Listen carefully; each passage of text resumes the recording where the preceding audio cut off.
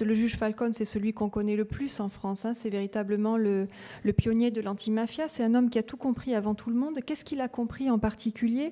Comment ça se passe? Tu l'as vu la première fois. Quelle impression il t'a faite? D'abord, Falcone, c'est la personne qui a accompli une véritable révolution, aussi bien à Palerme que dans le domaine de l'administration de la justice en Italie. Mais bon, il y a une chose qui m'est venue à l'esprit. En fait, j'étais jeune, je ne connaissais pas bien la magistrature.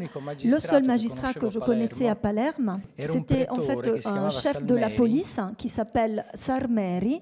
Et il était très connu en Italie parce qu'il menait des campagnes contre le sexe. Et en fait, il envoyait la police poursuivre des touristes suédoises ou danoises qui se baladaient en ville en short. Il était obsédé, en fait. Il a même essayé de couvrir sur la place de la mairie, qu'on appelait aussi la place de la honte. Il a essayé de couvrir des statues de nus. Donc en fait, pour moi, il s'est agi d'un triple saut périlleux de passer de la notion de magistrature, de ce magistrat que je viens de vous décrire, jusqu'à la notion de magistrature du juge Falcone, que j'ai connu lorsqu'il n'était pas encore connu. En fait, il collectionnait des petits canards, en fait, en porcelaine, en verre. Il les avait toutes sur son bureau. Il avait des stylos, de l'encre verte, de l'encre bleue. Et en fait, la première enquête qu'on lui avait confiée, c'était d'enquêter sur un groupe de mafieux. Et son intuition géniale a été de ne pas enquêter seulement sur un mafieux, mais toujours de faire le lien entre un mafieux et les autres. Et puis encore, d'établir des liens avec les mafieux calabrais et avec les cousins américains.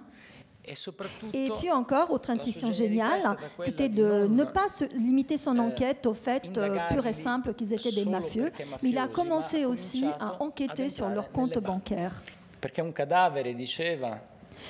Falcone disait, le cadavre, il disparaît, il n'y a plus la pièce à conviction, il n'y a plus aucun crime. Mais l'argent, il ne disparaît pas, il peut être retracé. D'autant que vous savez que la spécialité des hommes de Cosa Nostra, c'était de les dissoudre dans l'acide. Donc ça, c'est un présupposé. Les bains d'acide, on disait que les cadavres disparaissaient, on parlait des bains d'acide. En fait, la grande intuition de Falcone, vous l'avez compris, c'était de comprendre que Cosa Nostra, c'est une.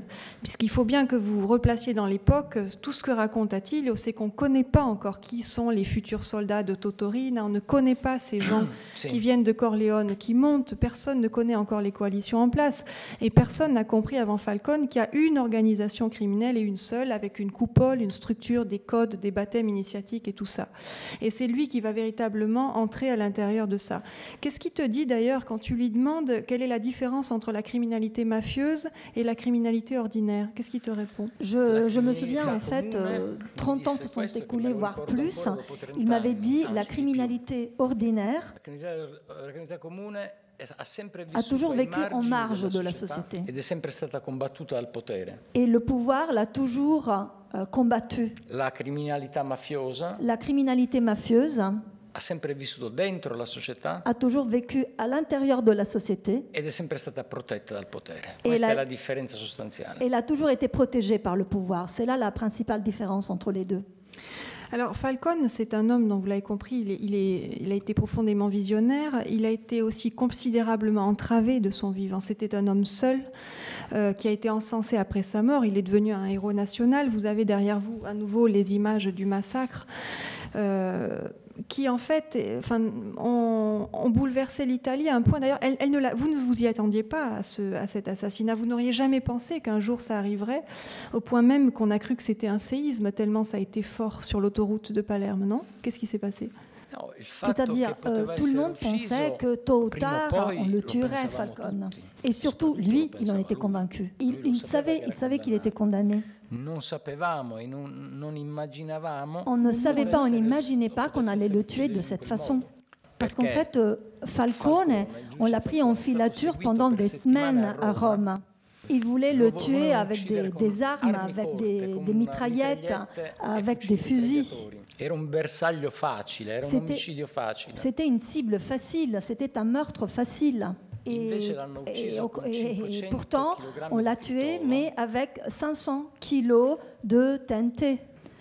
Alors, concernant la dynamique de ce massacre, ci sono le impronte digitali on a retrouvé les empreintes dei mandanti della strage. Des commanditaires de ce massacre. Parce que ça, ce qu'on voit, c'est une scène de guerre. Ce n'est pas une tuerie de mafieux. Ça s'est passé à 17h, exactement, quelle heure? Il était 17h56 du 23 mai, et à ce moment même, en fait, à ce moment-là, les instituts géologiques de la Sicile enregistrent une secousse d'un tremblement de terre dont l'épicentre était situé entre Capaci et l'île des Femmes.